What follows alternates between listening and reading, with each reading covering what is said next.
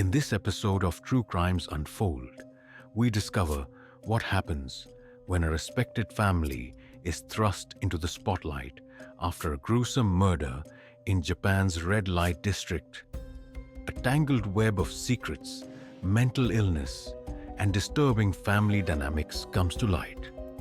Please note that events and scenarios in this video may be graphic for some viewers. Discretion is advised. Details of the videos are taken from actual case files. Before we begin, let us know in the comments where you're listening from, what type of cases you'd like us to cover next, and we'll make sure to add them to our list. And don't forget to subscribe to get new stories as soon as they're released.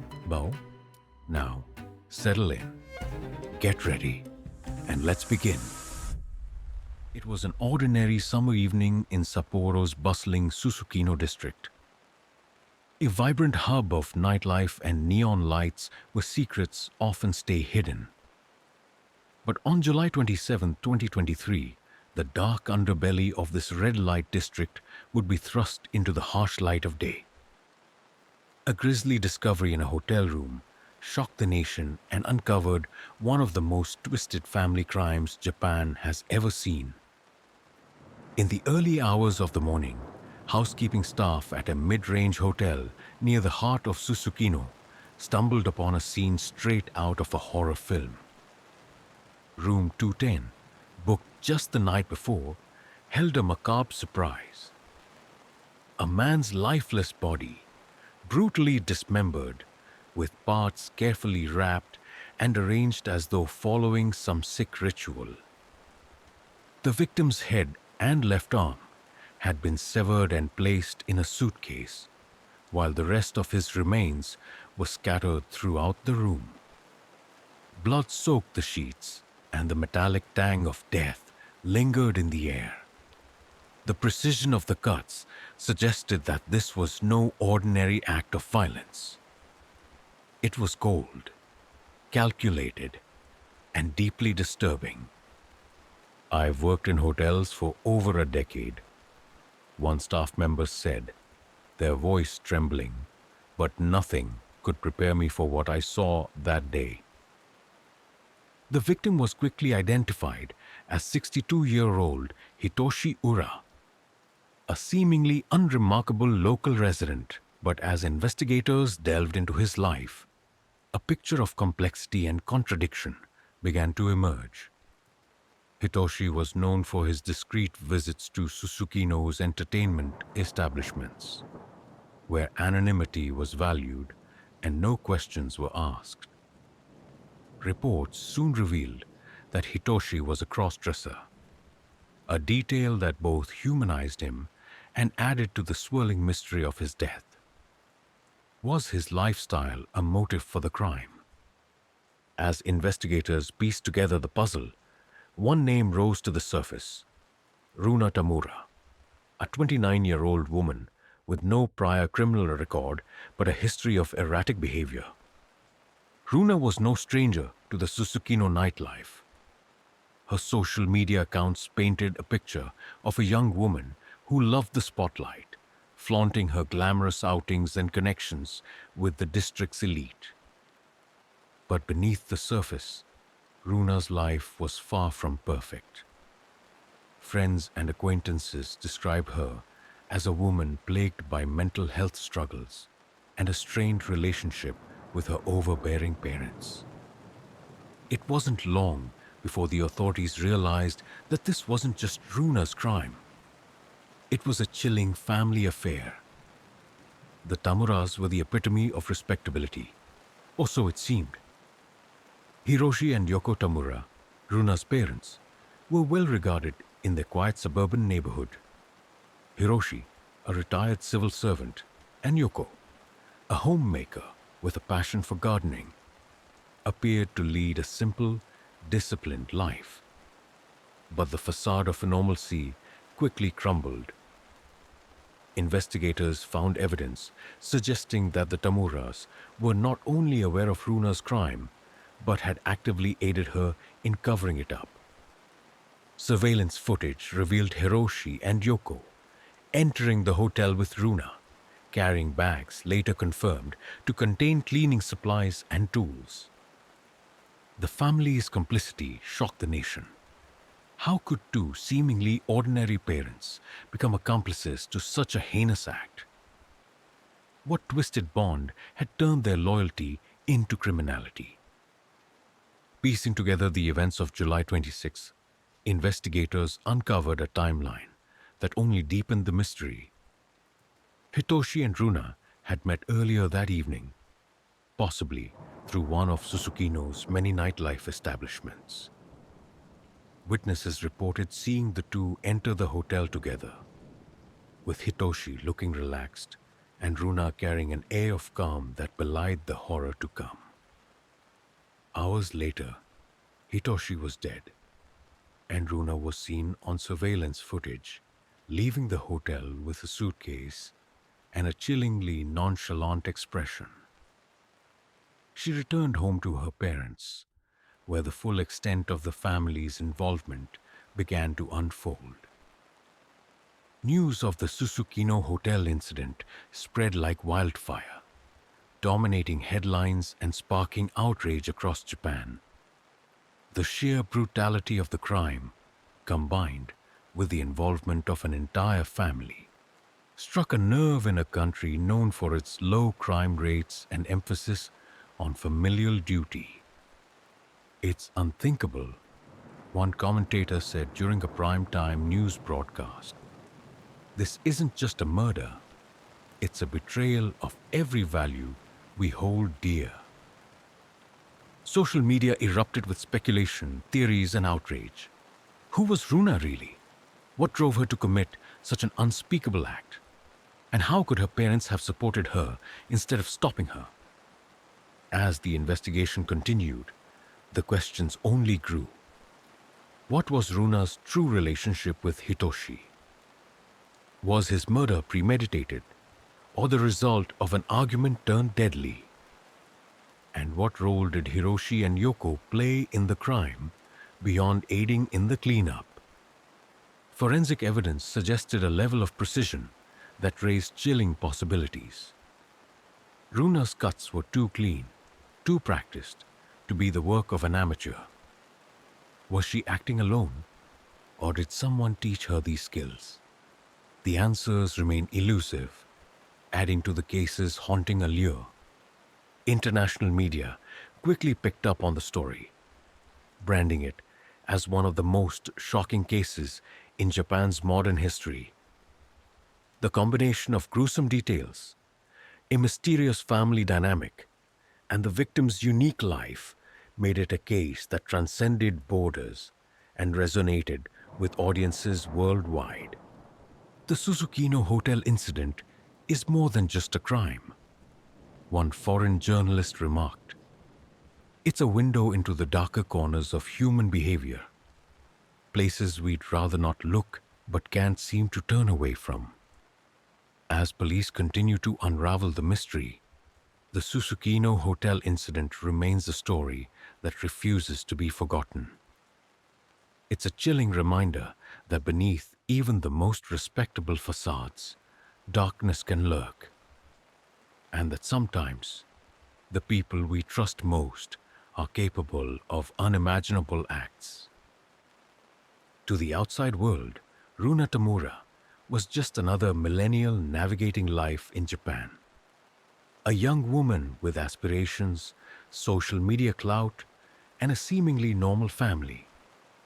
But beneath her polished facade lay a mind teetering on the edge, and a family dynamic that would ultimately enable her descent into darkness. Runa Tamura was no stranger to the spotlight, at least not in her own carefully curated world. Her social media presence painted the picture of a glamorous life. Nights out in Susukino's trendy bars, expensive meals at upscale restaurants, and a closet full of designer clothes. She had all the trappings of success, but those who knew her described a far more complex individual. She was magnetic, but there was something unsettling about her, a former friend recalled. She could be charming one moment and eerily cold the next. It was like you never knew which version of her you were getting. As investigators dug deeper, they discovered a troubling history of erratic behavior. Runa had struggled with mental health issues for years, including bouts of depression and explosive anger. Friends and former colleagues recounted incidents of emotional outbursts, paranoia, and an apparent inability to maintain stable relationships. Yet, it wasn't just Runa's personality that raised red flags. It was her relationship with her parents, Hiroshi and Yoko Tamura, that added a sinister layer to her story. The Tamuras were, by all appearances, the picture of suburban respectability. Hiroshi Tamura, a retired civil servant, was known for his discipline and reserved demeanor. Yoko, his wife, was a homemaker who took pride in her meticulous gardening and spotless home. Together, they projected the image of a stable, traditional Japanese family. But behind closed doors, the reality was far different. Runa, the youngest of 3 children, was described as the golden child of the family, a status that came with both privilege and pressure. Hiroshi and Yoko doted on her to the point of enabling her worst impulses. When Runa lashed out, they excused her behavior. When she failed to take responsibility for her actions, they shielded her from consequences. She could do no wrong in their eyes, a neighbor said. Even when it was obvious she was causing trouble, they would cover for her. This dynamic only grew more toxic as Runa entered adulthood. Instead of encouraging her to stand on her own, Hiroshi and Yoko continued to provide for her financially and emotionally, creating an environment where she never had to face accountability. In their eyes, Runa's happiness and well-being were paramount, even if it meant ignoring or enabling her darker tendencies. Runa's mental health struggles were no secret to those close to her, but the extent of her issues remained hidden until after Hitoshi Ura's murder. Forensic psychologists brought in during the investigation described Runa as a volatile personality with signs of narcissistic tendencies and a lack of empathy. Her social media activity offered chilling glimpses into her mindset. While most of her posts were carefully curated to portray a life of glamour and success, there were darker moments, cryptic captions hinting at inner turmoil, late-night rants about betrayal and loneliness, and selfies with hauntingly detached expressions. One post, uploaded just weeks before the murder, read, "Some people don't deserve the life they have, but karma has its way." At the time, it seemed like just another cryptic thought. In hindsight, it felt like a forewarning. The connection between Runa Tamura and Hitoshi Ura remains one of the case's biggest mysteries. Initial reports suggested that the two met through Susukino's nightlife scene, a world where anonymity and indulgence often intertwine. Runa's social media presence and lifestyle made her a regular in this district, and Hitoshi's penchant for its discreet entertainment venues brought them into the same orbit. Surveillance footage from July 26th shows the two entering the hotel together. Witnesses describe them as appearing relaxed and amicable, with no indication of the violence that would soon unfold. But what began as a seemingly harmless encounter took a horrifying turn behind the closed doors of room 210. Details of what transpired between Runa and Hitoshi that night remain scarce, but forensic evidence paints a grim picture. The precision of Hitoshi's dismemberment shocked investigators, suggesting that Runa had planned the act, or at least had some prior knowledge of how to execute it. Experts speculated that the murder may have been motivated by a sudden argument, jealousy, or even a premeditated intent to kill. The level of organization displayed in the aftermath, particularly the wrapping and placement of Hitoshi's body parts, hinted at a chilling detachment. It wasn't just violence, it was methodical, a forensic expert said. This wasn't a moment of blind rage. It was calculated. Perhaps the most disturbing revelation in the case was the involvement of Hiroshi and Yoko Tamura. Surveillance footage showed the couple entering the hotel with Runa after the murder, carrying bags later identified as containing cleaning supplies and tools. This act of complicity raised unsettling questions about their motivations and moral boundaries. Why would two seemingly respectable parents help their daughter cover up such a heinous crime? Was it blind loyalty, fear of losing their golden child, or something even darker? It's almost cult-like, one psychologist remarked. The level of control and dependency within this family is deeply unhealthy. It's as if they were willing to do anything to protect Runa, no matter the cost. As news of the Tamura family's involvement broke, public outrage reached a fever pitch. Social media exploded with disbelief and condemnation, with many struggling to comprehend how parents could participate in such a gruesome act. This isn't just a murder. It's a betrayal of every value we hold dear. One user wrote on Twitter, "How can a family become so twisted?" Others turned their attention to the broader societal issues highlighted by the case, including the stigmatization of mental health and the pressures of maintaining a perfect family image in Japanese culture. The more investigators uncovered about Runa and her family, the more questions arose. Was Hitoshi Ura specifically targeted, or was he a random victim?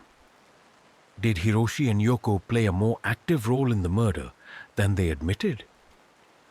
And perhaps most chillingly, what else might Runa have been capable of? As these questions linger, the story of Runa Tamura and the Susukino Hotel incident continues to haunt Japan, serving as a reminder that sometimes the darkest secrets lie within the family.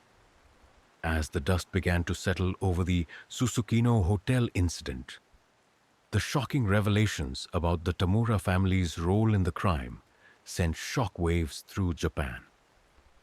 The nation, already reeling from the gruesome murder of Hitoshi Ura, was forced to confront an unsettling truth. This was not just the act of a disturbed individual, but a coordinated effort by a family to protect one of their own at any cost. On July 30th, just 3 days after Hitoshi's dismembered body was discovered, police arrested Runa Tamura at her family's suburban home. She reportedly remained calm as officers placed her in handcuffs, even offering a small, unsettling smile as she was led to the squad car. Hiroshi and Yoko Tamura were also detained later that evening, charged with aiding and abetting their daughter in the disposal of Hitoshi's body. Unlike Runa, the parents appeared visibly shaken during their arrest. Hiroshi, pale and trembling, refused to meet the officer's eyes, while Yoko sobbed openly. "They acted like this was all a mistake," one officer recounted. "But the evidence was clear. They were fully complicit." The evidence collected from the hotel and the Tamura household painted a damning picture. Surveillance footage. The footage of Hiroshi and Yoko entering the hotel with cleaning supplies and suitcases became a centerpiece of the investigation. Their movements were calm and deliberate, suggesting they were fully aware of what they were doing. Forensic traces. Blood spatter and tissue samples found in the Tamura family car matched Hitoshi's DNA, indicating that the parents had helped transport his remains. Planning materials. Police discovered handwritten notes in Runa's room, detailing steps to dispose of a body. These notes included lists of tools and cleaning agents, as well as instructions on how to avoid leaving behind trace evidence. The evidence left little doubt about the family's involvement, but it also raised troubling questions. How long had Runa been planning this? And to what extent did her parents know about her intentions before the murder? The arrests sent the public into a frenzy. News outlets ran 24-hour coverage of the case, dissecting every new piece of evidence and analyzing the Tamura family's bizarre dynamic.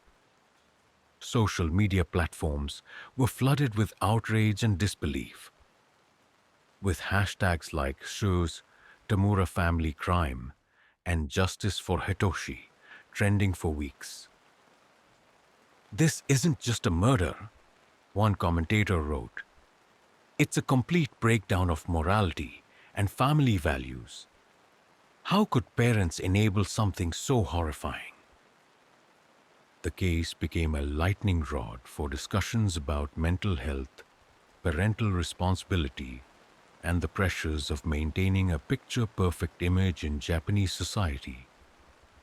Many saw the Tamura family's actions as emblematic of deeper cultural issues, including the stigma surrounding mental illness and the dangers of prioritizing appearances over accountability.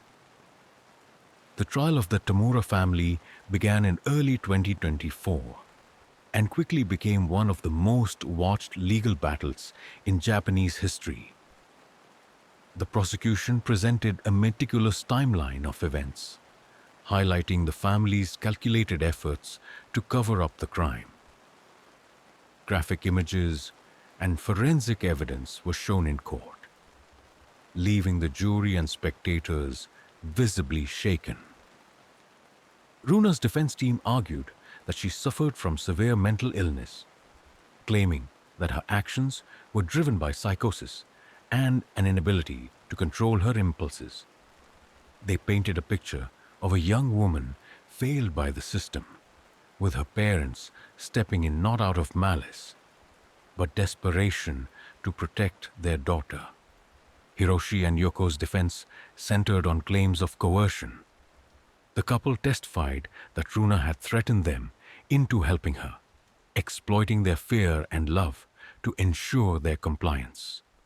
"She was our daughter," Yoko tearfully told the court. "We didn't know what else to do."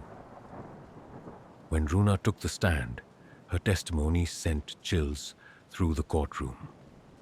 Speaking in a calm and composed manner, she described her actions with an eerie detachment. She admitted to killing Hitoshi, claiming he had provoked her, though she refused to elaborate on what that meant. Her lack of remorse was palpable. At one point, when asked if she regretted her actions, Runa shrugged and replied, "He got what he deserved." The courtroom fell silent, the weight of her words sinking in. For many, this was the moment that cemented her as a figure of both horror and fascination. A young woman who embodied the darkest depths of human behavior. After months of deliberation, the jury reached its verdict in May 2024. Runa was found guilty of premeditated murder and sentenced to life imprisonment without the possibility of parole. Her parents, Hiroshi and Yoko, were convicted of aiding and abetting the crime, receiving sentences of 15 and 12 years, respectively. The verdict brought some closure to Hitoshi Ura's family, who had attended every day of the trial. "We're grateful for justice," Hitoshi's sister said outside the courthouse. "But no sentence will ever bring my brother back." For the Tamura family, the sentences marked the end of a twisted chapter that had forever destroyed their lives. The Tamura case left a profound impact on Japanese society, sparking debates that extended far beyond the courtroom. Among the most pressing questions were the role of mental health. Runa's case highlighted the urgent need for better mental health resources in Japan. Advocacy groups called for increased funding, education, and destigmatization efforts to ensure that individuals like Runa receive help before it's too late. Parental responsibility. The actions of Hiroshi and Yoko raised difficult questions about the extent to which parents should be held accountable for their children's behavior. Were they victims of manipulation or enablers of a crime? Societal pressures. The case exposed the dark side of Japan's cultural emphasis on harmony and appearances, prompting calls for a more open and supportive society. "These are issues we can't ignore," one sociologist said. "This case is a wake-up call for all of us." Even after the trial concluded, the Susukino Hotel incident continued to haunt Japan. Documentaries, books, and podcasts explored the case in painstaking detail, each one attempting to make sense of the unimaginable. For many, the story of Runa and the Tamura family became a symbol of the fragility of the human psyche and the devastating consequences of a family's unconditional loyalty. "It's not just about what they did," a journalist remarked. "It's about what they represent. The dangers of silence, denial, and complicity." Despite the guilty verdicts, some questions about the case remain unanswered. What was the true nature of Runa's relationship with Hitoshi? Did Hiroshi and Yoko know about her intentions before the murder? And could this tragedy have been prevented if the family had sought help sooner? These lingering mysteries continue to fuel fascination with the case, ensuring that its dark shadow will not fade anytime soon. The Susukino Hotel incident not only shocked Japan with its gruesome details, but also forced the nation to confront uncomfortable truths about its values, systems, and societal norms. The murder of Hitoshi Ura and the twisted dynamics of the Tamura family became a focal point for broader discussions on mental health, family relationships, and the justice system, sparking calls for reform and reflection. One of the most glaring issues highlighted by the Tamura case was Japan's struggle with mental health. Runa Tamura's erratic behavior, combined with her history of emotional instability, painted a picture of a young woman who had been crying out for help long before she committed murder. Yet, like so many in Japan, her struggles were overlooked, dismissed, or hidden behind a veneer of normalcy. In a society that often stigmatizes mental illness, seeking treatment can feel like an admission of weakness. Families may avoid addressing such issues out of fear of judgment, choosing instead to suppress signs of distress. The Tamura family's decision to shield Runa from accountability and refuse outside help was emblematic of this broader cultural tendency. Runa's case is a tragic reminder of what happens when mental health issues are ignored. A psychologist commented, "If she had received proper treatment, this entire tragedy might have been avoided." The role of Hiroshi and Yoko Tamura in enabling their daughter's actions became one of the most hotly debated aspects of the case. Were they victims of manipulation or complicit in her crime through years of overindulgence and denial? The answer lies somewhere in the complex web of family dynamics that define the Tamura household. Runa's golden child status created a dynamic where her parents prioritized her happiness above all else, even when it meant ignoring warning signs. By shielding her from consequences, they fostered a sense of entitlement and invulnerability. The defense argued that Runa's parents were coerced into aiding her after the murder, motivated by fear of their daughter's volatile behavior.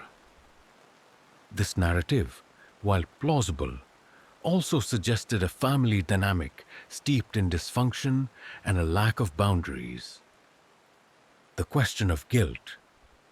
While the court ultimately found Hiroshi and Yoko guilty of aiding and abetting, the moral question of their responsibility remains a point of contention. Could their actions be seen as the ultimate act of parental loyalty? Or were they simply complicit enablers of a monstrous crime? The Tamura case also exposed gaps in Japan's justice system, from the initial investigation to the handling of the trial.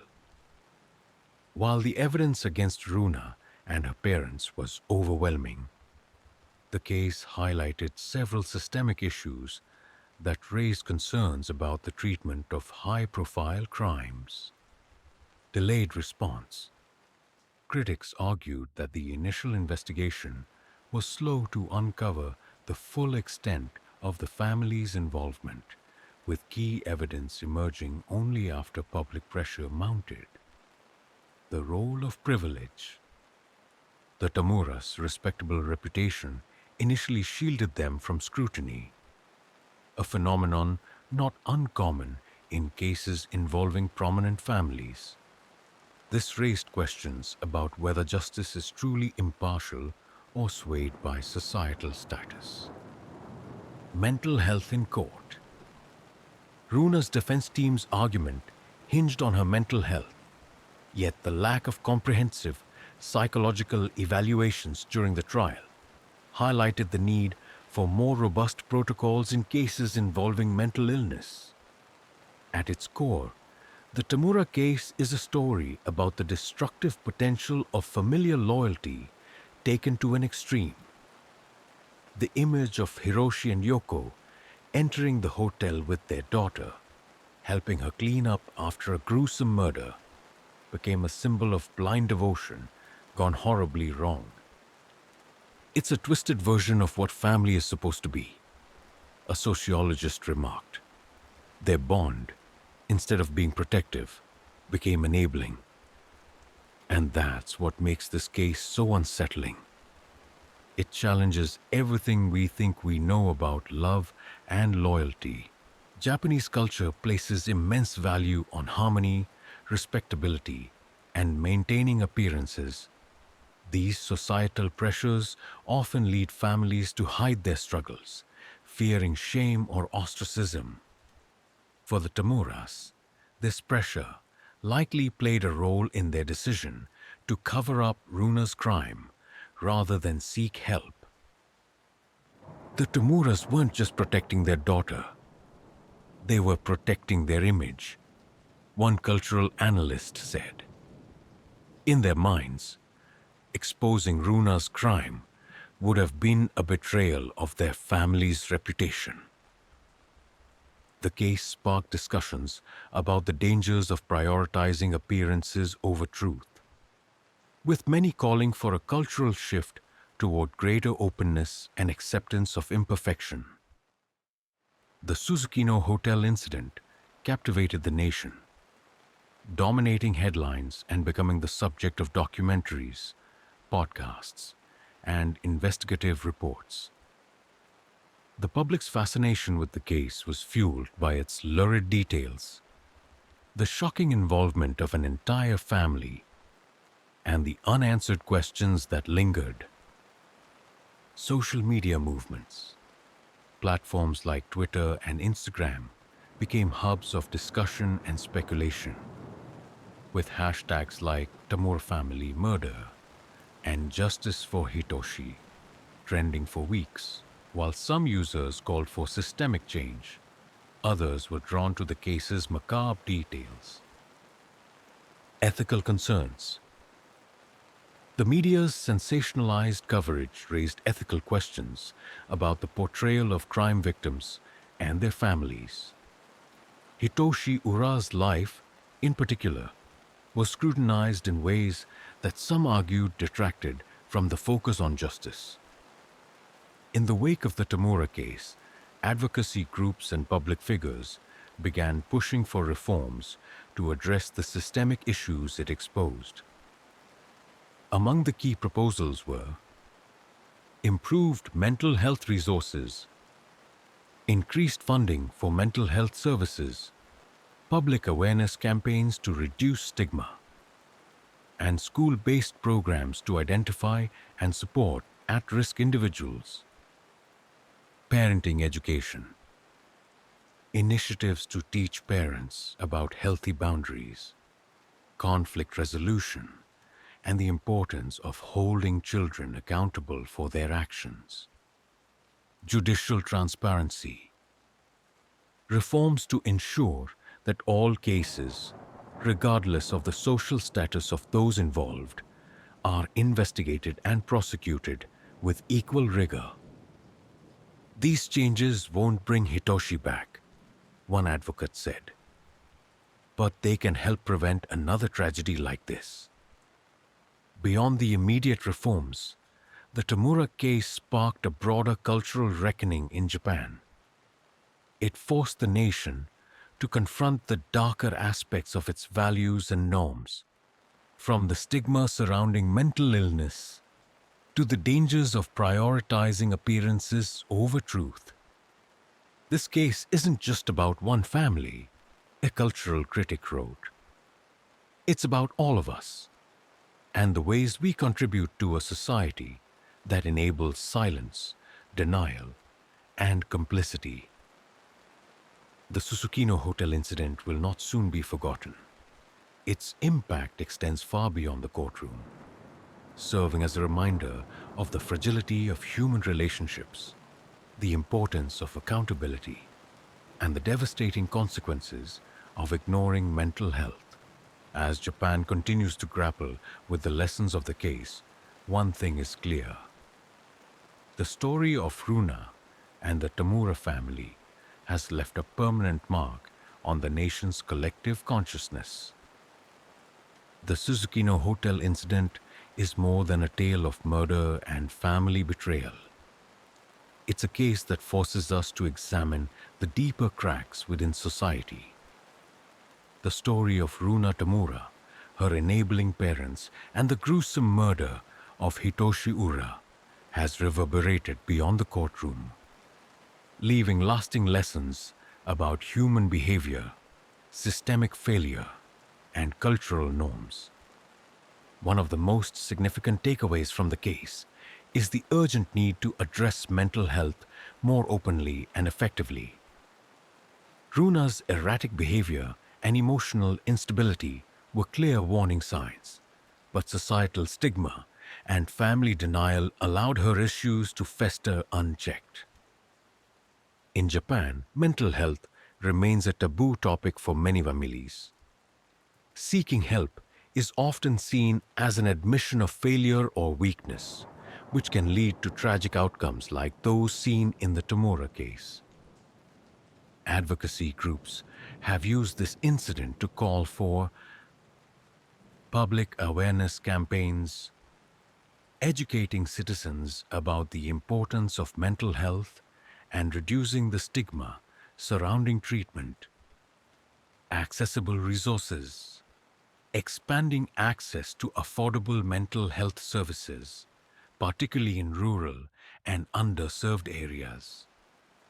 Early intervention programs, implementing school-based initiatives to identify and support young people showing signs of distress. This tragedy could have been prevented if the system and society were more proactive in addressing mental health, said a leading psychologist. We must learn from this and do better. The Tamura family dynamic highlights the darker side of unconditional loyalty.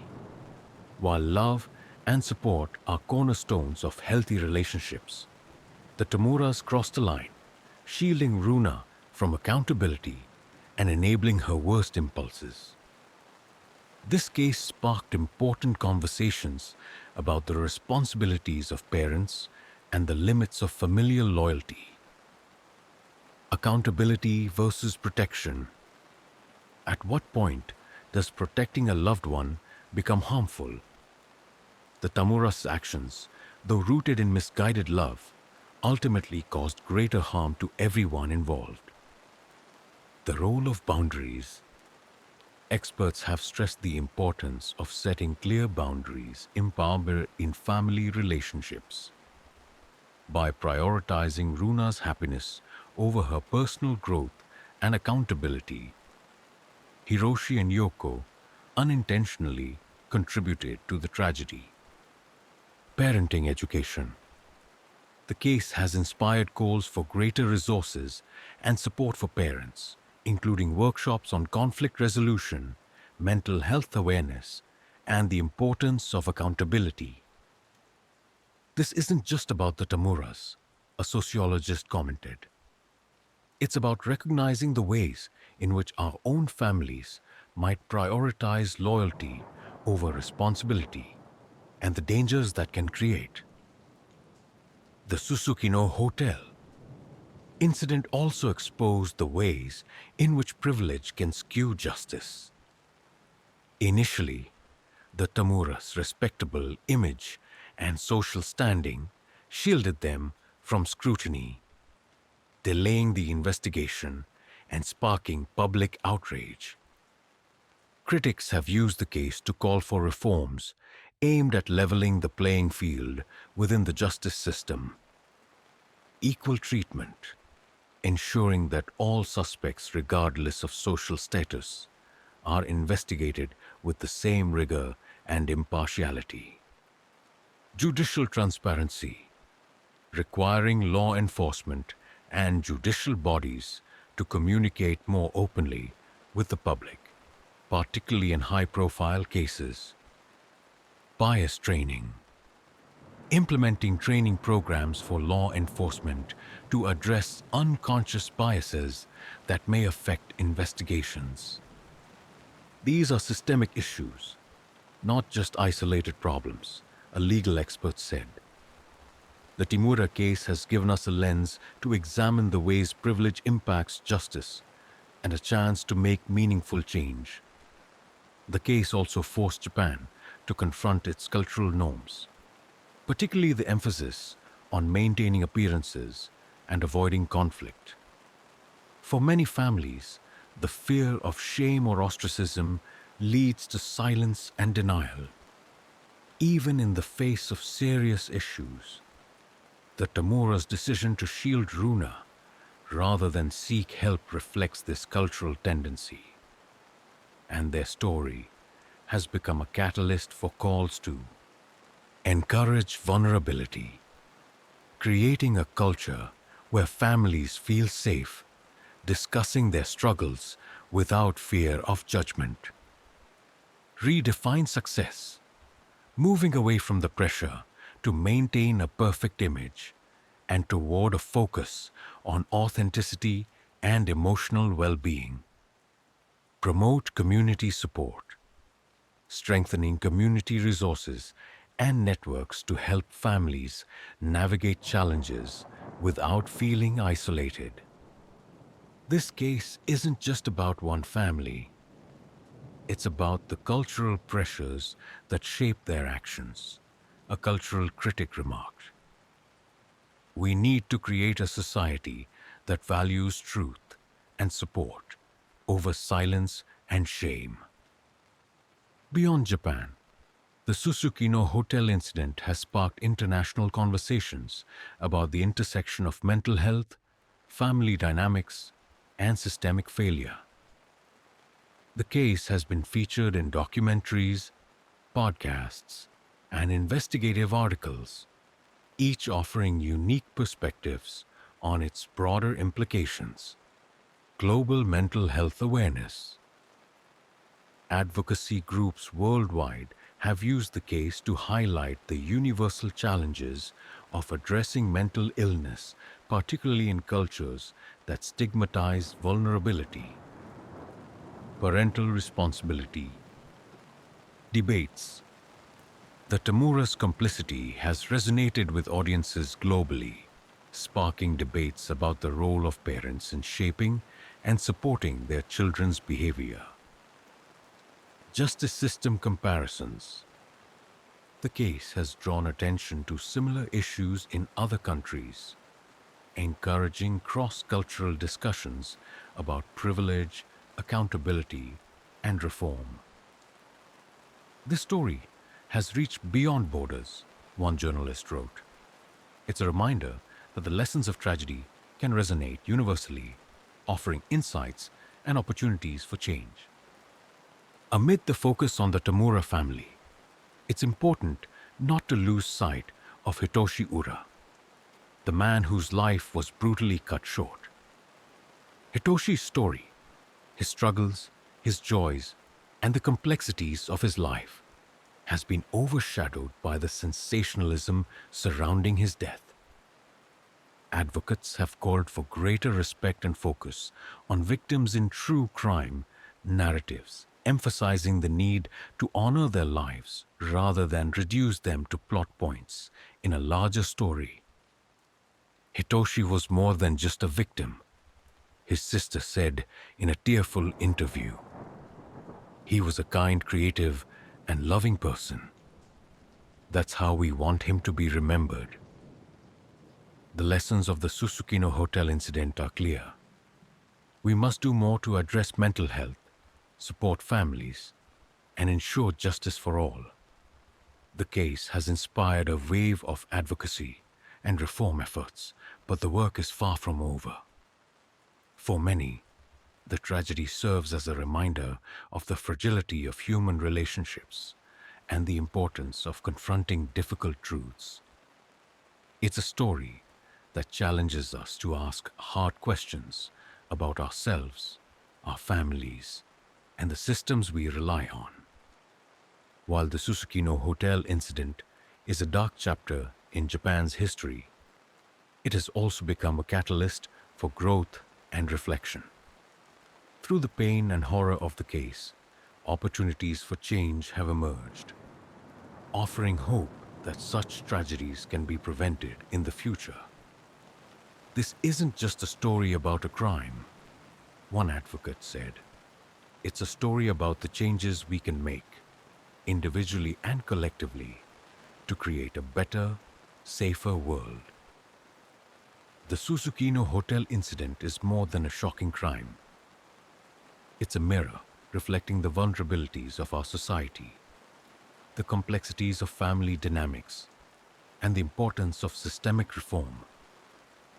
While the legal battle has concluded, the lessons of the case remain as relevant as ever, challenging Japan and the world to confront uncomfortable truths and chart a path toward change. The Tamura family story is one of love turned toxic, loyalty misplaced, and the devastating consequences of enabling destructive behavior. For Hiroshi and Yoko Tamura, their unconditional support for Runa became their undoing, as their willingness to protect her at all costs led to their incarceration and the irrevocable loss of their family unit. What drove two seemingly ordinary parents to such extreme measures? Psychologists have pointed to a phenomenon known as pathological parenting, where a parent's identity become so enmeshed with their child's that they lose the ability to make rational decisions. In the Tamura's case, this dynamic was exacerbated by societal pressures to maintain a perfect facade and their own fear of confronting Runa's darker side. This family didn't just implode, it self-destructed. A family therapist commented, "It's a heartbreaking reminder of how unaddressed dysfunction can spiral out of control." Amid the media frenzy surrounding the Tamura family, it's essential to remember Hitoshi Ura, the man whose life was brutally stolen. Hitoshi's story is one of resilience and individuality, a man who found joy and expression in his unique lifestyle despite societal judgment. Friends and family have described Hitoshi as a kind and gentle soul, someone who valued creativity and connection. His cross-dressing, which became a focal point of media coverage, was only one aspect of his multifaceted personality, a form of self-expression that brought him happiness in a world that often misunderstood him. Hitoshi wasn't just a victim, his sister said. He was a person with dreams, passions, and people who loved him. That's how we want him to be remembered. Despite the guilty verdicts, the Susukino Hotel incident leaves behind a trail of unanswered questions that continue to haunt investigators, the public, and the families involved. What was the true nature of Runa and Hitoshi's relationship? Was this a chance encounter, or was there a deeper connection that has yet to come to light? Did Hiroshi and Yoko know about Runa's intentions before the murder? While they claim to be coerced into helping her, some evidence suggests they may have been aware of her plans beforehand. Could this tragedy have been prevented? Would earlier intervention in Runa's mental health struggles have changed the course of events? These lingering mysteries add to the case's haunting legacy, ensuring it remains a subject of fascination and debate for years to come. The Susukino Hotel incident has left an indelible mark on Japanese society, highlighting systemic flaws and cultural challenges that demand attention. Among the key lessons are mental health support. The case underscores the urgent need for accessible mental health resources and greater public awareness to reduce stigma and encourage early intervention. Parenting with accountability. The Tamura family's actions serve as a cautionary tale about the dangers of enabling destructive behavior. Educating parents on setting boundaries and fostering independence is essential. Judicial impartiality. The initial delays in investigating the Tamuras highlight the need for equal treatment under the law, regardless of social status or reputation. This case isn't just about a crime. It's about the systems and values that allowed it to happen. A cultural analyst said, "We need to learn from this if we want to prevent similar tragedies in the future." The intense media coverage of the Susukino Hotel incident has been both a blessing and a curse. While it brought attention to important societal issues, it also risked sensationalizing the story, particularly in its portrayal of Hitoshi and his lifestyle. Critics have called for more ethical reporting in true crime cases, emphasizing the need to balance public interest with respect for victims and their families. We need to remember that these are real people, not characters in a drama, a journalist remarked. Their humanity should never be lost in the pursuit of a headline. Beyond Japan, the case has resonated with audiences worldwide, sparking discussions about universal themes such as mental health, family dynamics, and the influence of privilege on justice. Documentaries, podcasts, and social media campaigns have amplified these conversations, ensuring that the lessons of the Tamura case reach far beyond its immediate context. This story is a wake-up call for all of us, an international advocate said. It's a reminder that the issues it highlights, mental health, systemic inequities, and the fragility of relationships, are not confined to one country. They're global challenges that require global solutions. While the Suzukino Hotel incident is a dark chapter in Japan's history, it has also become a catalyst for growth and reflection. Advocacy groups, policymakers, and community leaders have used the case to push for reforms that could create a safer, more compassionate society. Improved mental health services, expanding access to care, and integrating mental health education into schools and workplaces. Stronger family support systems, providing resources for parents to navigate challenges and address issues before they escalate. Judicial reforms, ensuring transparency, impartiality, and accountability in the justice system. These changes won't undo the past, a reform advocate said, but they can honor Hitoshi's memory by preventing future tragedies. The Susukino Hotel incident is a story of contrasts, light and darkness, love and betrayal, hope and despair. It's a story that challenges us to confront the complexities of human behavior and the flaws in the systems we rely on. Most importantly, it's a story that demands action, not just reflection. As Japan and the world move forward, the lessons of the Tamura case will continue to shape conversations, inspire change, and remind us of the importance of addressing our shared vulnerabilities. Through its pain and horror, the Susukino Hotel incident has left a legacy that will not be forgotten. The legal chapter of this case may be closed, but its story is far from over. The lessons it offers and the questions it raises will echo for generations to come.